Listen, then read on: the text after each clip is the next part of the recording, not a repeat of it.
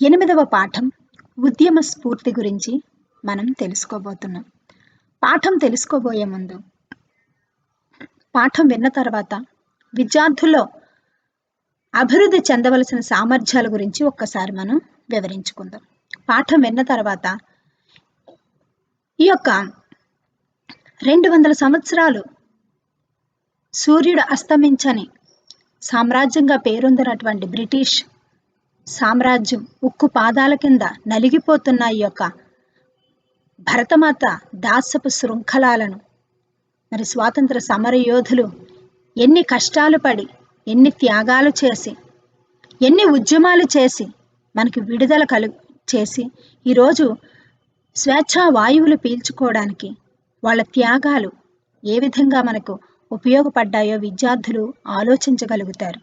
మరి ఆ స్వాతంత్ర సమరయోధులు చేసినటువంటి ఉద్యమాల గురించి తెలుసుకొని వాళ్ళ త్యాగాలను, వాళ్ళ యొక్క జీవితాలను స్ఫూర్తిగా తీసుకొని విద్యార్థి దశ నుంచే మన కొరకే కాదు, మన చుట్టూ ఉన్న వాళ్ళ కోసం కూడా మనం జీవించాలి. మన కొరకు, మన కుటుంబమే కాదు, మన సమాజం కొరకు కూడా మనం ఏదైనా సరే సాధించాలి అనేటటువంటి మనసును వాళ్ళు తెచ్చుకుంటారు. ఇంకా అన్యాయాలను, అక్రమాలను ఎదుర్కొన్నప్పుడు ఏ విధంగా ఎదిరించాలో ఆలోచిస్తారు. అహింసాయుతంగా గాంధీజీ నడిపినటువంటి ఉద్యమం ద్వారా స్వాతంత్రం ఎందుకు లభించింది, మరి హింసాయుతంగా జరిపితే పరిణామాలు ఏ రకంగా ఉంటాయి, మనం ఉద్యమాలు చేసినప్పుడు ఏ విధంగా ఉద్యమాలు చేయాలి అన్న విషయాలను విద్యార్థులు తెలుసుకుంటారు. మరి స్వాతంత్ర పోరాటంలో ఎంతో మంది పాల్గొన్నారు. స్త్రీల యొక్క ప్రాధాన్యత కూడా చాలా ఎక్కువగా ఉంది స్వాతంత్ర పోరాటంలో. మరి స్వాతంత్ర పోరాటంలో పాల్గొన్న స్త్రీలను గురించి కూడా తెలుసుకొని ఇంకా తెలంగాణ ఉద్యమంలో కానీ, భారతదేశ స్వాతంత్ర ఉద్యమంలో కానీ పాల్గొన్నటువంటి మహనీయుల గురించి సొంతగా వాళ్ళు తెలుసుకునే ప్రయత్నాన్ని చేస్తారు. ఈ పాఠంలోని కఠిన పదాల కింద గీతలు గీసి వాటి యొక్క అర్థాలను ఈ వాచకం వెనుక ఉన్న పదపట్టికలోంచి వెతికి తెలుసుకోవడానికి ప్రయత్నం చేస్తారు. సంధులు, సమాసాలు, వ్యాకరణాంశాలన్నీ కూడా, కొత్త పదాలు కూడా వాళ్ళు తెలుసుకుంటారు. ఇంకా ఈ పాఠం ఆత్మకథ ప్రక్రియకు, ఆత్మకథ స్వీయ చరిత్ర అన్న ఆత్మకథ అన్న ఒక్కటే కాబట్టి ఆ యొక్క ప్రక్రియ గురించి తెలుసుకొని ఇంకా ఇటువంటి స్వీయ చరిత్రలు కలిగిన మహానుభావుల యొక్క చరిత్రలు తెలుసుకునే ప్రయత్నం విద్యార్థులు చేయగలుగుతారు. ఇప్పుడు పాఠం యొక్క ఉద్దేశం చూద్దాం. నేనొక్కడనే బాగుంటే చాలు, ఎవరు ఏమైతే నాకెందుకు అనే స్వార్థం సమాజంలో రోజు రోజుకు పెరిగిపోతున్నది. సామాజిక అభివృద్ధిని కోరుకునే సహృదయత చాలా వరకు కరువైంది. సహృదయత అంటే మంచి హృదయం, కరువవడం అంటే అది కనిపించటం లేదు. త్యాగాల పోరాటాల ఫలితంగా లభించిన స్వాతంత్ర లక్ష్యం నెరవేరడం లేదు. సామాజిక బాధ్యతతో, నైతికతతో మనమందరం జీవించినప్పుడే స్వాతంత్రానికి సార్థకత లభిస్తుందని చెప్పటమే ఈ పాఠం యొక్క ఉద్దేశం. ఎంతో మంది త్యాగాలు, పోరాటాలు చేయడం వల్ల మనకి స్వాతంత్రం అయితే లభించింది. కానీ స్వాతంత్రం యొక్క లక్ష్యాన్ని మనం అందరం మర్చిపోతున్నాం. గాంధీజీ కలలు కన్నా స్వాతంత్రం ఇది కాదు, ప్రతి ఒక్కరూ కూడా అందరూ సమానంగా జీవించాలి, ధనికులు ధనికులుగాను, పేదలు పేదవాళ్ళుగాను ఉండిపోవడం కలల కన్నా స్వాతంత్రం కాదు. అటువంటి స్వాతంత్రాన్ని గాంధీజీ కోరుకోలేదు. అందరికీ సమానత్వం కావాలి, అన్యాయం, అక్రమాలు సమాజంలో తొలగిపోవాలి, స్వార్థం లేకుండా ప్రతి ఒక్కరం కూడా నేను సైతం అన్న మనసుతో ప్రతి ఒక్కరం కూడా కంకణం కట్టుకొని స్వార్థం లేకుండా జీవించినప్పుడు, యథార్థంగా బ్రతికినప్పుడే ఈ యొక్క భారతదేశానికి నిజమైన స్వాతంత్రం లభించినట్లు. మరి ఈ యొక్క ఉద్యమ స్ఫూర్తి పాఠ్యభాగ వివరాలు చూద్దాం. ఈ పాఠం ఆత్మకథ అనే ప్రక్రియకు చెందినది. ఒక వ్యక్తి తన జీవిత విశేషాలను ఒక గ్రంథంగా రాస్తే అది ఆత్మకథ అవుతుంది. దీనిని స్వీయ చరిత్ర అని కూడా అంటారు. స్వీయ అంటే సొంత, వాళ్ళది వాళ్లే రచించుకోవడం. ఇందులో రచయిత అనుభవాలే కాకుండా సమకాలీన విశేషాలు, ఆనాటి ఆర్థిక, సాంఘిక, రాజకీయ పరిస్థితులు ప్రతిబింబిస్తాయి. ప్రతిబింబించడం అంటే కనిపిస్తాయి మనకి. వాళ్ళు జీవించేటప్పుడు సమాజంలో విలువలు ఎలా ఉండేవి, లేదంటే కరెన్సీ ఎలా ఉండేది, పాలిటిక్స్ ఎలా ఉండేవి, ఇవన్నీ కూడా వాళ్ళ మాటల్లో వాళ్ళ రచనల్లో తెలుస్తాయి. కాబట్టి అవి చదివినప్పుడు మనకు కూడా అప్పటి విషయాలు తెలుస్తాయి. చదివిన వారికి ప్రేరణను కలిగిస్తాయి, అంటే ఇన్స్పిరేషన్ అన్నమాట. ఇది ఉత్తమ పురుష కథనంలో సాగుతుంది.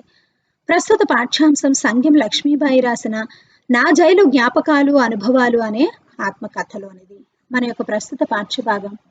స్వాతంత్ర ఉద్యమం జరిగేటప్పుడు దేశంలో అన్ని రాష్ట్రాల్లో ఉన్న ప్రతి ఒక్కరూ కూడా ఏకమై గాంధీజీ గారి పిలుపునిచ్చుకొని సహాయ నిరాకరణోద్యమం, విదేశీ వస్త్ర బహిష్కరణం, క్విట్ ఇండియా, ఉప్పు సత్యాగ్రహం ఇలాంటి ఉద్యమాలు ఎన్నో చేశారు. శాంతియుతంగా చేశారు. ఎలాంటి అహింస లేకుండా, హింసా పద్ధతుల్లో లేకుండా, ఎలాంటి హింసలు చెలరేగకుండా అహింసా పద్ధతిలో శాంతియుతంగా ఉద్యమాలు చేయడం జరిగింది. అది ప్రపంచానికే తలమానికంగాను, ప్రపంచానికే ఒక మాదిరిగా గాంధీజీ చేసినటువంటి ఈ అహింసా పద్ధతిలో చేసినటువంటి ఈ యొక్క ఉద్యమాలు ప్రపంచంలో అందరూ కొనియాడేటట్లుగా ప్రపంచమంతా పాకిపోయింది. ఒక్క మాటతో దేశాన్నంతటినీ కదిలించారు మన గాంధీజీ గారు. మరి ఈ యొక్క ఉప్పు సత్యాగ్రహం అయితే, ఉప్పు సత్యాగ్రహం చేసినప్పుడైతే గాంధీజీ వెనకాల 79 మంది త్యాగ ధనులు, దేశభక్తులు ఆయన వెనకాల ఉన్నారు. దండియాత్ర ప్రారంభమైంది. సబర్మతి ఆశ్రమం నుంచి దండియాత్ర ప్రారంభమైంది. 24 రోజులు ఈ యొక్క దండియాత్ర అనేది కొనసాగింది. ప్రజలంతా ఆయనకి స్వాగత సుమాలను వెదజల్లుతూ దేశవ్యాప్తంగా కూడా ఈయన కెరటాల్లాగా అలజడి రేపి వాహినిలా ఈ యొక్క స్వాతంత్ర ఉద్యమం నడిచింది. బ్రిటిష్ వాళ్ళు హడలిపోయారు. ఈ ఒక్క గాంధీజీ భారతదేశంలో అన్ని వర్గాలకు ఏకైక మార్గదర్శుడు అవడాన్ని చూసి ఈయన ఒక్క పిలుపునిస్తే చాలు ప్రతి ఒక్కరూ కూడా ఉద్యమాలకి తండోపతండాలుగా కదిలి రావడాన్ని చూసి బ్రిటిష్ వాళ్ళు భయపడిపోయారు. భయపడిపోయి ఏంటి ఈ గాంధీజీని ఇంతగా ఎందుకు ఆరాధిస్తున్నారు అని చెప్పి వాళ్ళు ఆశ్చర్యపోయారన్నమాట. ఆశ్చర్యపోయి ఇంకా అహింసా పద్ధతిలో ఎప్పుడైతే ఉద్యమాలు చేయడం ప్రారంభించారో బ్రిటిష్ వాళ్ళు మన దేశాన్ని విడిచిపెట్టి వెళ్ళిపోవడం జరిగింది.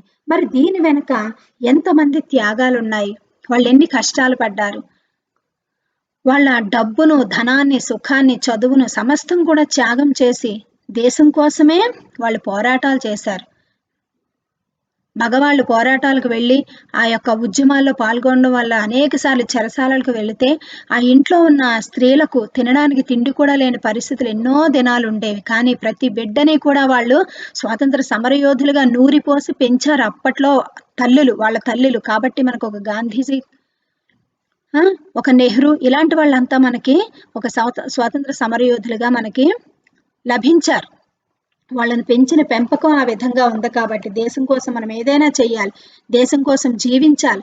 ఈ విధంగా వాళ్ళని పోషించడం, వాళ్ళని పెంచడం ద్వారా ఛత్రపతి శివాజీ కావచ్చు, జిజియాబాయి ఏ విధంగా నూరిపోసి పెంచింది, మహాత్మా గాంధీ తల్లి ఏ విధంగా నూరిపోసి పెంచింది, ఇలాంటి వాళ్ళంతా సుభాష్ చంద్రబోస్ కానీ, సర్దార్ వల్లభాయ్ పటేల్, పండిట్ జవహర్లాల్ నెహ్రూ గారు వీళ్ళంతా కూడా ఉన్నతమైన చదువులు చదివి కూడా వాళ్ళు మన దేశం కోసం ఎన్నో త్యాగాలు చేశారు. రచయిత్రి యొక్క పరిచయం. మరి అలాంటి వాళ్ళలో స్త్రీలు కూడా ప్రముఖ పాత్రను వహించారు. అలాంటి స్త్రీలలో దుర్గాబాయి దేశ్ముఖ్, సరోజినీ నాయుడు, ఇందిరాగాంధీ అప్పటికి చాలా చిన్న వయసు అయినప్పటికీ కూడా ఉద్యమంలో చిన్న వయసులో ఉన్నప్పటికీ కూడా ఆమె రామదండు అనే ఒక పేరుతో పిల్లల సైన్యాన్ని పోగు చేసింది. ఆ చిన్న అమ్మాయి చూడండి, వాళ్ళ తండ్రి గారు జైల్లో ఉన్నారు, నెహ్రూ గారు జైల్లో ఉండి ఉత్తరాలు రాస్తూ ఈ అమ్మాయిని ఇన్స్పైర్ చేస్తూ ఉండేవాళ్ళు. ఈ అమ్మాయి ఒక శక్తిగా మారి చిన్న వయసు అయినప్పటికీ కూడా రామదండు అనే పేరుతో పిల్లల్ని ఒక సైన్యంలా పోగు చేసి ఉద్యమ నాయకులకు సహాయం అందించేది. జవహర్లాల్ నెహ్రూ జైల్లో ఉండి ఈమెకు లేఖలు రాస్తూ ఈమెను ఉత్తేజపరుస్తూ ఉండేవారు. మరి సరోజినీ నాయుడు ఈమె స్వాతంత్ర పోరాటంలో ప్రముఖ పాత్ర వహించింది. హిందూ ముస్లింల ఐక్యత కోసం పాటుపడింది. ఉప్పు సత్యాగ్రహంలోనే కాకుండా అనేక ఉద్యమాల్లో పాల్గొని జైలుకి వెళ్ళింది అనేక సార్లు. ఆమె ఉపన్యాసాలు వినేవాళ్ళకి ఇంకా వినాలే అనిపించేదంట సరోజినీ నాయుడు గారి ఉపన్యాసాలు. అందుకే ఆమెని భారత కోకిల అని ఆమెకు మన బిరుదునిచ్చారు మన భారతదేశం వాళ్ళు. ఆమె గొప్ప వక్త. కవితలు రాసేది. ఆమె గొప్ప కవయిత్రి కూడా. దుర్గాబాయి దేశ్ముఖ్ కూడా కాంగ్రెస్ నాయకులకు బాసటగా నిలిచింది. మహాత్మా గాంధీ, వినోభావ వినోభాబా వినోభాబా భావే లాంటి వాటిని ఆంధ్రదేశంలో ఉపన్యాసాలు ఇస్తుంటే వాటిని తెలుగులోకి తర్జుమా చేస్తూ ఉండేదన్నమాట. భూదాన ఉద్యమంలో వినోబా భావా గారితో ఆమె తిరుగుతూ ఆయన హిందీలో ఉపన్యాసం చేస్తూ ఉంటే ఈమె తెలుగులోకి తర్జుమా చేస్తూ సహాయ సహకారాలు అందించింది ఆమె. ఇలా ప్రతి ఒక్కరూ కూడా ఎంతో మంది స్త్రీలు కూడా ప్రముఖ పాత్రను వహించారు స్వాతంత్ర ఉద్యమ పోరాటంలో. ఆ కోవకు చెందిన ఒక ఆమె గురించి ఈ రోజు మనం చెప్పుకోబోతున్నాం. ఆమె మరెవరో కాదు, సంగెం లక్ష్మీబాయి గారు. సంగెం లక్ష్మీబాయి గురించి మనం చెప్పుకోవాలంటే ఈమె కూడా ఎన్నోసార్లు చెరసాలకు వెళ్ళింది. భూదాన ఉద్యమంలో పాల్గొంది. భూదాన ఉద్యమంలో పాల్గొని దగ్గర 300 ఎకరాల భూమిని సేకరించి పేదలకు పంచింది ఈమె. తర్వాత ఊరూరు తిరిగేది. ఊరూరు తిరిగి ప్రజలను చైతన్యం చేస్తూ ఉండేది. కళ్ళు త్రాగడం మాన్పించింది. ఎంతో మందికి సారా కళ్ళు అవి తాగడం వల్ల అనారోగ్యం పాలవుతారని చెప్పి వాళ్ళలో చైతన్యాన్ని కలుగు చేసి ఆమె వంతు ప్రయత్నం చేసి వాటి నుంచి విడుదల చేసే ప్రయత్నంలో ఆమె ఊరూరు తిరుగుతూ ఆ విధంగా ప్రజల్లో చైతన్యాన్ని కలుగచేసింది. ఈమె వీరి హయాంలోనే స్త్రీల కొరకు పాఠశాలలు, కళాశాలలు కూడా స్థాపించబడ్డాయి. సంతోష్ నగర్ చౌరస్తాలో ఇప్పుడు ఐఎస్ సదన్గా పిలువబడుతుంది. వీళ్ళ ఇల్లు, ఆ బిల్డింగ్ ఈమె సొంత గృహం. ఒకప్పుడు ఈమె సొంత గృహం అది. స్త్రీ సదనంగా 1952లో దాన్ని ప్రారంభించారు. చూడండి, వాళ్ళ స్థిరాస్తులు, చరాస్తులు, వాళ్ళ చదువు, వాళ్ళ వయసు, వాళ్ళ జ్ఞానం అంతా కూడా మన దేశం కోసం వాళ్ళు ఎందుకు ఖర్చు పెట్టాలి, ఎందుకు మన దేశం కోసం పాటుపడాలి? ఒక్కసారి మనం ఆలోచిస్తే మనం మన కోసం కాకుండా ఇతరుల కోసం మనం ఏమైనా చేయగలుగుతున్నామా? సాటి మనిషి కోసమైనా మనం ఏమైనా చేయగలుగుతున్నామా? ఇప్పట్లా లేవు కదా అప్పుడు పరిస్థితులు, తినడానికి కూడా ఉండేది కాదు. అయినా సరే ఆ పేద జీవితాల్లోనే అందరి కోసం అందరూ సహాయం చేసుకునేవాళ్ళు. ఈమె యొక్క పరిచయం మనం చూస్తే, రచయిత్రి పరిచయం, స్వాతంత్ర సమరయోధురాలుగా, సంఘసేవ పరాయణురాలుగా జీవితాన్ని సమాజానికి అంకితం చేసిన త్యాగమూర్తి సంగెం లక్ష్మీబాయి. ఈమె మేడ్చల్ జిల్లాలోని ఘట్కేశ్వరం అనే గ్రామంలో జన్మించింది. ఈమె హైదరాబాద్లో నారాయణగూడ బాలికల ఉన్నత పాఠశాల వార్డెన్గా, తెలుగు పండితురాలుగా కూడా పనిచేసింది.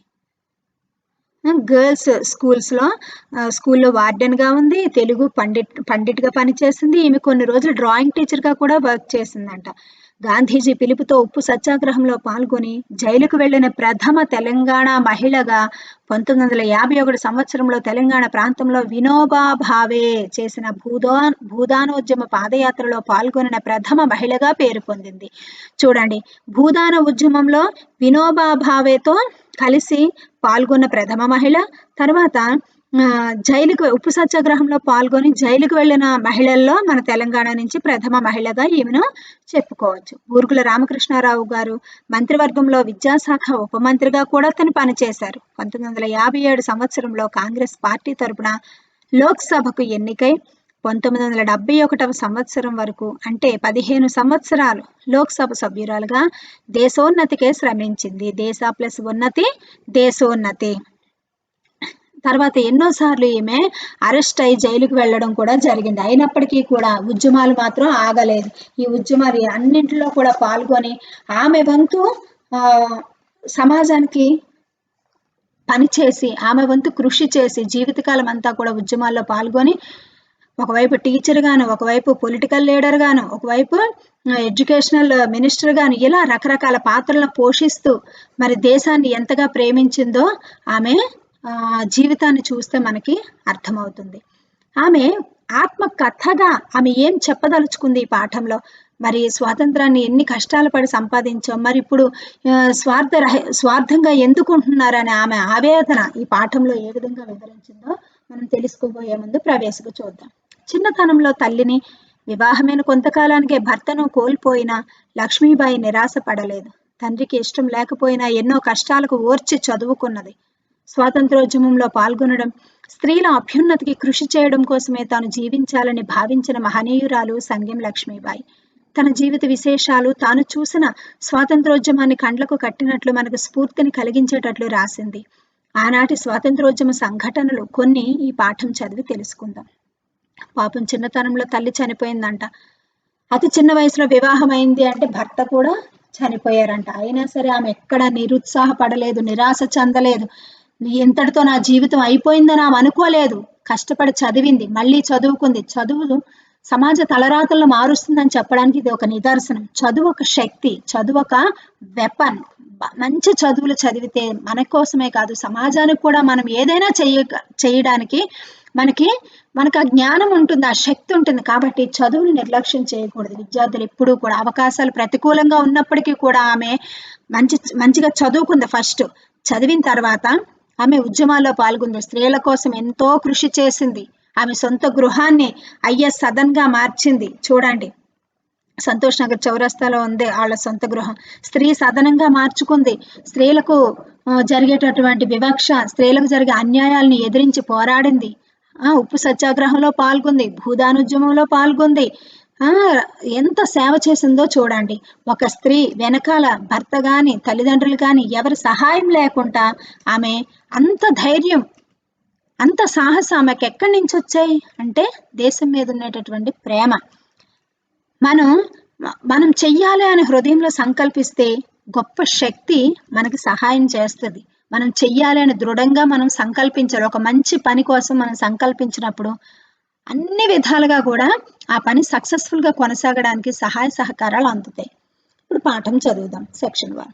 ఈనాడు దేశంలో ఎక్కడ ఏ మూల ఏమి జరిగినా మనకెందుకు ఈ గొడవలు అనే నిర్లిప్తత, ఏమి మాట్లాడితే ఏమొస్తుందో అనే భయము, ఎప్పుడు చచ్చేవాడికి ఏడ్చేదెవరు అనే కాఠిన్యము పేరుకుపోయి ప్రజలు తాము తమ బ్రతుకు వరకు పరిధుల్ని పరిమితం చేసుకోవటం చూస్తూ ఉంటే, ఒకనాడు ఈ గడ్డపై స్వాతంత్ర సిద్ధి కోసం సంతోషంగా ఉరికంబాలకెక్కిన వ్యక్తుల గాథలు నిజమా కళ అనే విభ్రాంతి కలుగుతూ ఉంటుంది.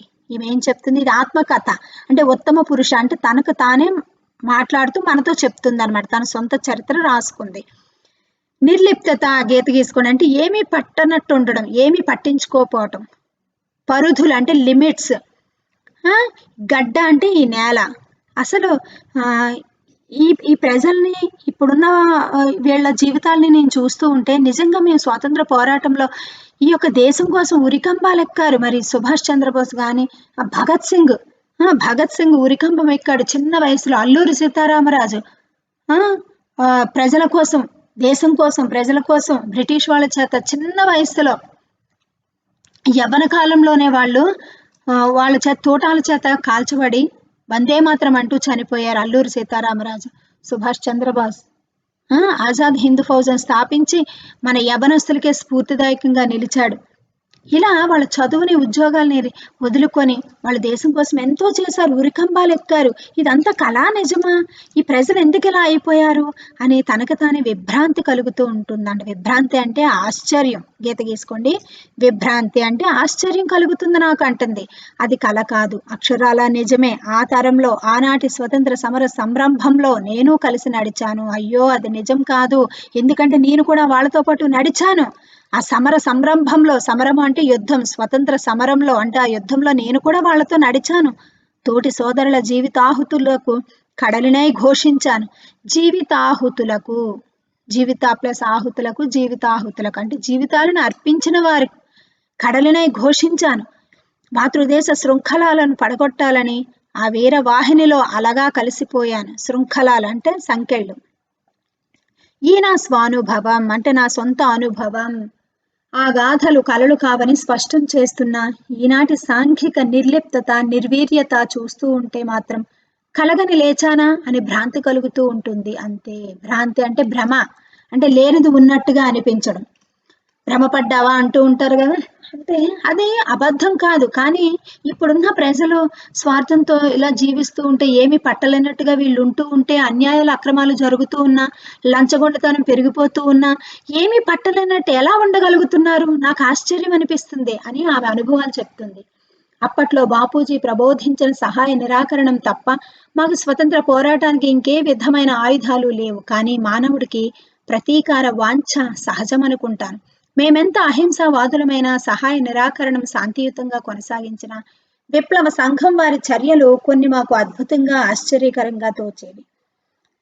విప్లవకారులు దేశభక్తులే, వారి ఉద్యమము స్వాతంత్ర సిద్ధి కోసమే, కానీ విధానాలు మాత్రం వేరు. చూడండి, స్వాతంత్ర పోరాటంలో రెండు గుంపులుగా మారిపోయారు ఈ యువత. భగత్ సింగ్, తర్వాత ఇంద్రపాల్, ఇలాంటి వాళ్ళంతా కూడా ఒక గ్రూప్ అయిపోయారు. భగవత్ చందర్, ఈ యూత్ అంతా కూడా అహింస మార్గంలో మనం అయ్యా బాబు కన్నా అంటూ ఉంటే వాళ్ళు ఇస్తారా మనకి స్వాతంత్రం, తిరుగుబాటు చెయ్యాలి, ఆయుధాలు పట్టాలి, ఇలా ఉంటే వాళ్ళతో మనం గెలవలేమని చెప్పి ఉడుకు రక్తం పరిగెత్తుతూ ఉంటది. కాబట్టి యవ్వనస్తులు వీళ్ళంతా కూడా, సుభాష్ చంద్రబోస్ ఒక మార్గం ఎంచుకున్నాడు, భగత్ సింగ్, వీళ్ళ ఇంద్రపాల్ వీళ్ళంతా కూడా ఒక రకం మార్గాన్ని ఎంచుకున్నారు. గాంధీవాదులంతా కూడా అహింసా మార్గంలోనే మనం పోరాటం చెయ్యాలి అని చెప్పి ఆ గాంధీవాదులంతా కూడా గాంధీ వెనుకున్నారు. ఇలా రెండు గుంపులుగా మారిపోయారు. కానీ వాళ్ళు చేసేది కూడా స్వాతంత్రం కోసమే, వాళ్ళ తప్పు కాదు, కానీ ఎన్నుకున్న మార్గాలు వేరు అని చెప్తుంది అనమాట. వారి ఉద్యమము స్వాతంత్ర సిద్ధి కోసమే, కానీ విధానాలు మాత్రం వేరు. విధానాలు వేరైనంత మాత్రం చేత వారిని మేము గౌరవించుకుంటా ఉండలేకపోయే వాళ్ళము. అట్లాగని మా అహింస శాంతియుత విధానాల మీద మాకు చిన్న చూపు లేదు. కానీ ఆ రోజుల్లో సుఖదేవ్, భగత్ సింగులకు ఉరిశిక్ష పడుతుందేమోనని దేశంలో ప్రతి ఒక్కరూ తల్లడిల్లిపోయేవారు. వైస్రాయి మీద బాంబు పేల్చిన విప్లవ సంఘం వ్యక్తి ఇంద్రపాల్ అప్రూవర్గా బ్రిటిష్ వారికి విప్లవ సంఘం సమాచారం అంతా చెప్పాడు. భగవత్ చందర్, భగత్ సింగ్, ఇంద్రపాల్ కలిసి చిత్ర విచిత్రమైన బాంబులు తయారు చేసేవారు. భగవత్ చంద్ర ప్రోద్బలం మీద ఇంద్రపాల్ సన్యాసి వేషంలో వెళ్లి వైస్రాయ్ మీద బాంబు పేల్చాడు. దురదృష్టవశాత్తు అది తప్పిపోయింది. భగవత్ సింగ్, సుఖదేవులు జైల్లో ఉండగా వాళ్ళని తప్పించాలని భగవత్ చందర్, ఇంద్రపాల్ ఇద్దరూ శతవిధాల ప్రయత్నించారు. అంటే శతవిధాల అంటే శత అంటే 100 కదా, 100ల కొద్దీ ప్రయత్నాలు చేశారని అర్థం. అక్కడ విఫలులయ్యారు. అంటే ఏంటి, అది ఫలించలేదన్నమాట, ఫెయిల్ అయ్యారు. ఈ సంఘంలో తయారైన బాంబులు సరిగా పేలుతాయో లేదో పరీక్ష చేయాలని బాంబును ఒక దానిని తీసుకొని నిర్జన ప్రదేశానికి వెళ్లే సమయం, నిర్జన ప్రదేశం అంటే మనుషులు ఎవరు తిరగని ప్రదేశంలోకి, దారిలోనే ఆ బాంబు పేలి భగవత్ చందర్ మరణించాడు. సుఖదేవ్, భగవత్ సింగులు అరెస్ట్ అయ్యారు. ఇంద్రపాల్ అప్రూవర్గా మారాడు. భగవత్ చందర్ భార్య దుర్గాదేవి, అంటే వీళ్ళు అహింస మార్గం వీళ్ళకి నచ్చలేదు, విప్లవకారులుగా మారిపోయి ఈ తెల్లదొరలను తరిమి కొట్టాలని చెప్పి వాళ్ళ వైస్రాయ్ మీద, వాళ్ళ ముఖ్య ప్రముఖులంతా ఉండేటటువంటి ఆ బిల్డింగ్ మీద బాంబులు వేద్దామని చెప్పి వీళ్ళు బాంబులు తయారు చేసి అది పని చేస్తుందో లేదో చెక్ చేద్దామని చెప్పి చేత్తో బాంబు పెట్టుకొని కొంత దూరం పరిగెడుతూ ఉన్నాడంట. ఆ పరిగెట్టే దారిలోనే అది పేలిపోయి ఆయన చనిపోయాడు. ఇలా తర్వాత భగత్ సింగ్ని ఉరి తీశారు. ఇలా వాళ్ళు ఈ విప్లవ సంఘం వాళ్ళని చూసి మాకు భయం వేసేది, అలాగని వాళ్ళ మీద మాకు చిన్న చూపు లేదు అని ఈమె చెప్తుంది. వీళ్ళంతా గాంధీవాదులు, గాంధీ అహింస మార్గంలో వెంబడిస్తూ ఉండేవాళ్ళు. మరికొందరు స్త్రీలు కూడా ఈ విప్లవ సంఘ సభ్యులుగా నమోదయ్యారు. అప్రూవర్గా ఇంద్రపాల్ బయటపెట్టిన విషయాలు మాలో ఉడుకునెత్తురు ప్రవహించేలా చేసిందంటే నమ్మండి. ఆ రోజులలో ఆవేశం అటువంటిది. ఉడుకునెత్తురు అంటే ఏంటి, యువతలో ఉండే సహజమైన ఆవేశాన్ని ఉడుకునెత్తురు అంటారు. ఈయన ఎప్పుడైతే అప్రూవర్గా దొరికిపోయాడో వీళ్ళ యొక్క ప్లాన్స్ అన్నీ కూడా బ్రిటిష్ వాళ్ళకి చెప్పేశాడంట. మరి అలా మన గుట్లు, మన సీక్రెట్లు అన్ని చెప్పేస్తే బాధ అనిపిస్తుంది కదా. అది ఇటువంటి వార్తలు విన్నప్పుడు, చదివినప్పుడు దుర్గాబాయి జైలు నుంచి విడుదల అయ్యాక స్వాతంత్ర సిద్ధికి మేమంతా ఏం చేయాలో పథకాలు వేస్తూ ఉండేది. పథకము అంటే ప్లాన్, సర్కిల్ చేసుకోండి. ఆ ఆవేశం పట్టలేక జైలులో అప్పటికప్పుడు ఏదో ఒక అల్లరి ఉప్పెనలా సాగించేవాళ్ళం. ఉప్పెనలాగంటే పెద్ద తుఫానులాగా ఏదో ఒక అల్లరి సృష్టించేవాళ్ళం అని చెప్తుంది. ఇక్కడ ఆలోచించండి, చెప్పండిలో తమ బ్రతుకు వరకు పరుధల్లి పరిమితం చేసుకోవడం అంటే ఏమిటి ఆలోచించండి. విప్లవ సంఘం వారి చర్యలు కొన్ని ఎందుకు అద్భుతంగా ఆశ్చర్యంగా తోచినాయి. సుఖదేవ్, భగవత్ సింగ్లకు ఉరిశిక్ష పడుతుందని తెలిసి దేశంలోని ప్రతి ఒక్కరు ఎందుకు తల్లడిల్లిపోయారు. ఈ విషయాలు మీరు ఆలోచించండి, ఒకరితో ఒకరు చర్చించుకోండి. సెక్షన్ 2.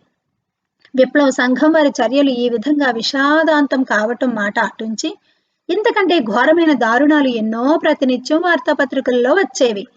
బొంబాయిలో విదేశీ వస్త్ర బహిష్కరణోద్యమం సాగుతూ ఉన్న రోజుల్లో ఒక వ్యాపారి ఎవరు నాకు అడ్డం వస్తారో రండి చూద్దాం అని సవాలు చేస్తూ విదేశీ వస్త్రాలను ఒక కారులో వేసుకొని అమ్మకానికి బయలుదేరాడు. కాంగ్రెస్ సత్యాగ్రహులు అతనిని ఆ ప్రయత్నం విరమించుకోమని ప్రాధేయపడ్డారు. విరమించుకోవడం అంటే నీ ప్రయత్నాన్ని విడిచిపెట్టు, మేమంతా విదేశీ వస్త్ర బహిష్కరణలు చేస్తూ ఉన్నాం, అంటే విదేశీ వస్త్రాలు మనం వేసుకోకూడదు, విదేశీ వస్త్రాలు కొనకూడదు, అవి ధరించకూడదు అని ఒక విప్లవంలా మేమంతా చేస్తూ ఉంటే మనలో వాడు అయ్యుండి నువ్వు ఈ వస్త్రాలు అమ్మడానికి నువ్వు ఎందుకు వెళుతున్నావు, వెళ్ళొద్దు, నీ ప్రయత్నాన్ని విరమించుకో అని ఆ షావుకారికి ఆ యొక్క బిజినెస్ మ్యాన్ కి చెప్పాడంట. కాకపోతే ఆ బిజినెస్ మ్యాన్ కి బ్రిటిష్ వాళ్ళ అండదండలు ఉన్నాయి కాబట్టి వాడు మాట వినకుండా వీళ్ళు చెప్పిన మాట వినలేదు. ఎంత ప్రాధేయపడ్డారంటే చాలా బ్రతిమలాడారు, అతను వినలేదు. వెంటనే ఒక యువకుడు అది చూసి ఒక యువకుడు ఏం చేశాడంట, నీవా బట్టలు అమ్మదలుచుకుంటే నా మీదుగా వెళ్ళి అమ్ముకోమని కారుకి అడ్డంగా పడుకున్నాడు.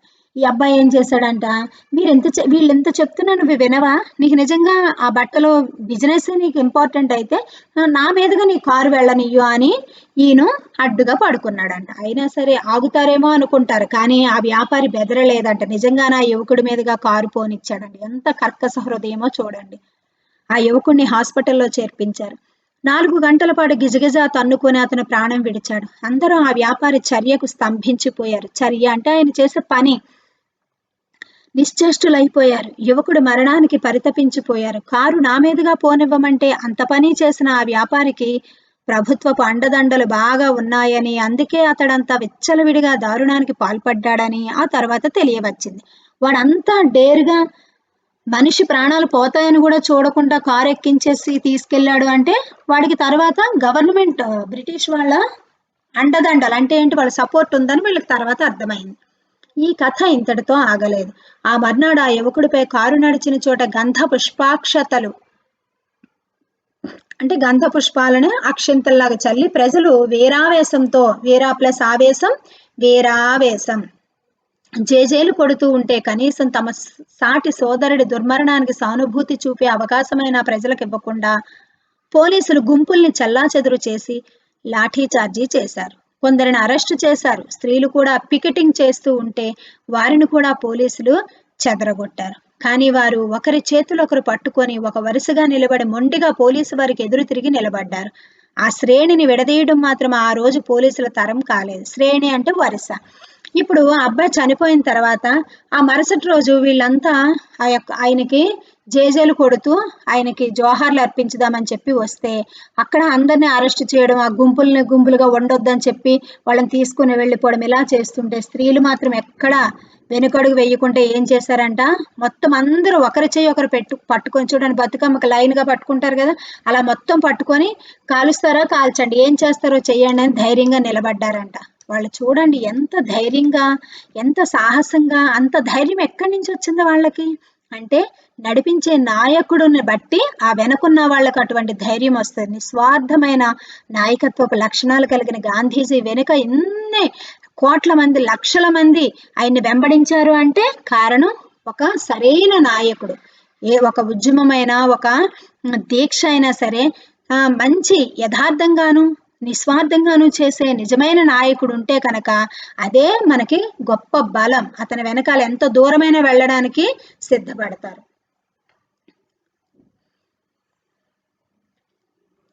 మూర్షాబాద్ జైలులో మణిలాల్ సేన్ అనే 17 సంవత్సరాల బాలుడు 60 రోజులు నిరసన వ్రతం చేసి అసువులు కోల్పోయాడు. అసువులు అంటే ప్రాణాలు, సర్కిల్ చేసుకోండి. 17 years బాయ్ అంటే ఎంత చిన్న వయసు చూడ, వాళ్ళలో దేశభక్తి ఎంత తొణికిసలాడుతుంది. 60 రోజులు వ్రతం చేశాడంట, దీక్ష చేశాడు చూడండి, ప్రాణాలు కోల్పోయాడు. జైలులో రాజకీయ ఖైదీలకు కల్తీ సరుకు ఇచ్చినంతకాలం తాను భుజింపనని జతీంద్రనాథ్ మతం అవలంబించి నిరసన వ్రతం సాగించిన మణిలాల్ విషయం పట్టించుకున్న పాలకుడే లేకపోయాడు. పార్లమెంటులో తన మరణ వార్త బాంబు పేలినట్లు పేలి పాలకుల్ని గడగడలాడించింది. కానీ ఎంతసేపు ఎందరో వీరుల మరణాలు కదిలించలేని బ్రిటిష్ వారి కర్కశ హృదయాల్ని ఒక 17 సంవత్సరాల బాలకుడి మరణం కదిలించగలదా?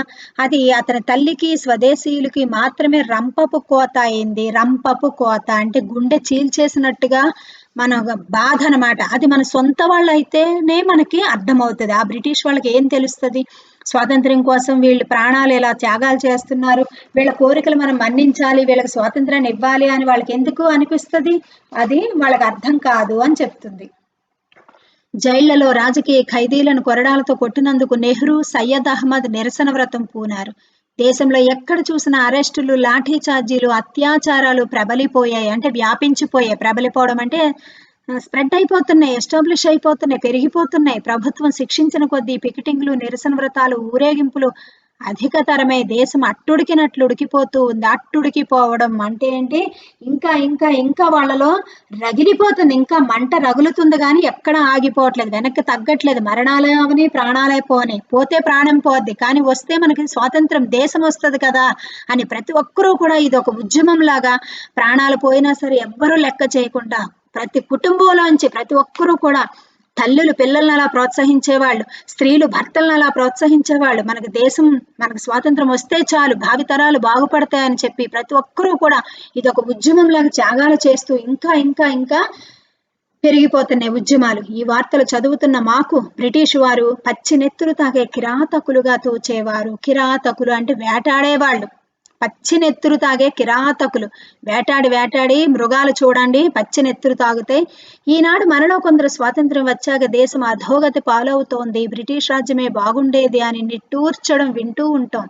కానీ అంతఃకలహాలు అంటే లోపల లోపల మనలో మనకే ఉండే తగువులు, అంతఃకలహాలతో ఒక వర్తక సంఘానికి మన స్వదేశ రాజులు రాజ్యాన్ని ధారాదత్తం చేసినప్పుడు దేశ సంపదలన్నీ వారు కొల్లగొట్టి దేశీయులను బానిసల్లా, అనాగరికుల్లా పరిగణిస్తూ మన సంపదలో మనకింత భిక్షం పెట్టినట్లుగా అడపాదడపా ఏవో వసతులు నూటికి కోటికి ఒకటిగా కల్పిస్తూ ఉంటే, మన గ్రామాలు గ్రామీణులు ప్రపంచం మారినా ఇంకా అజ్ఞానంలో మగ్గుతూ ఉంటే, కరువు కాటకాలు మారెమ్మల్లా ఊళ్ల మీద పడి ఊడ్చేస్తూ ఉంటే, దారిద్ర్యానికి ఛాందసాచారాలకు భారతదేశం పెట్టింది పేరని ప్రపంచ దేశాలు ప్రవచిస్తూ ఉంటే, నేను నా దేశం అని భావించే ఏ దేశ భక్తులు గుండెలు మండవు? స్వతంత్రం వచ్చాక మన సమాజం వ్యాధిగ్రస్తమైపోయిందంటే దానికి వ్యక్తులు బాధ్యులు కానీ స్వాతంత్ర సిద్ధి కారణం కాదు కదా అంటుంది. అంటే చూడండి, మన దేశాన్ని, భారతదేశాన్ని వీళ్ళు చెట్టుకి రప్పకి పాముకి అన్నింటికీ మొక్కుతారు, వీళ్ళు ఛాందసవాదులు,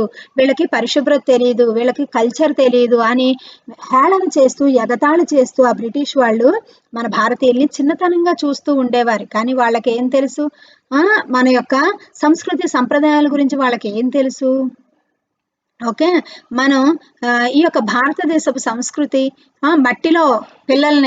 మట్టిలో పిల్లల్ని ఆడుకోనిస్తూ మట్టి తినకుండా పెద్దలు చూస్తూ ఉంటారు. అంటే మట్టిలో ఆడడం అనేది అదొక ఆయుర్వేదం అని చెప్పి ఎంతమందికి తెలుసు? అంటే మన కల్చర్ అలాంటిది. ఆ కల్చర్ గురించి వాళ్ళకి ఏం తెలుసు? మనది ఉష్ణ దేశం, అంటే వేడిగా ఉంటుంది. మన యొక్క దేశంలో ఎప్పుడు వాతావరణం వేడిగా ఉంటుంది కాబట్టి ఈ కాటన్ దుస్తులు, లేదంటే చిన్న చిన్నగా ఉండే ఈ ధోతి పైజామా ఇలా వేసుకుంటూ ఉంటే చిన్నతనంగా చూస్తూ ఉండేవారు. కానీ వాళ్ళకి ఏం తెలుసు? మన యొక్క భారతదేశం ఉష్ణ దేశం, అలా ధరించడం వల్ల మనకి ఆరోగ్యం ఉంటుందని వాళ్ళకి ఏం తెలుసు అని మన భారతదేశాన్ని చిన్న చూపుగా చూసే వాళ్ళ గురించి చెప్తుందామె. రాజ్యం సుభిక్షంగా చల్లని పాలనలో ఉంటే మనిషి తన కుటుంబం, తాను, తన జీవితం గురించి స్థిమితంగా ఆలోచించగలడు, కృషి చేయగలడు. కానీ దేశం సుభిక్షంగా లేక రాజ్యంలో స్వదేశీయులే హింసాకాండకు, అవమానాలకు గురి అవుతుంటే అప్పుడు ప్రతి వ్యక్తి గుండెల్లోనూ అగ్ని రగులుతుంది. అట్లా రగలకపోతే ఆ వ్యక్తి మనిషే కాదు. సుభిక్షంగా అంటే క్షేమంగా, చక్కగా, ఎలాంటి కరువు కాటకాలు లేకుండా, ఎలాంటి యుద్ధ ప్రమాదాలు లేకుండా చల్లని పాలన ఇలా ఉంటూ ఉంటే అందరూ మనం స్థిమితంగా, అంటే చక్క కూల్గా మనం ఆలోచించగలం. కానీ మనలో మనమే హింసాకాండ గురి చేస్తూ ఉంటే ఎవరు మార్చగలరు?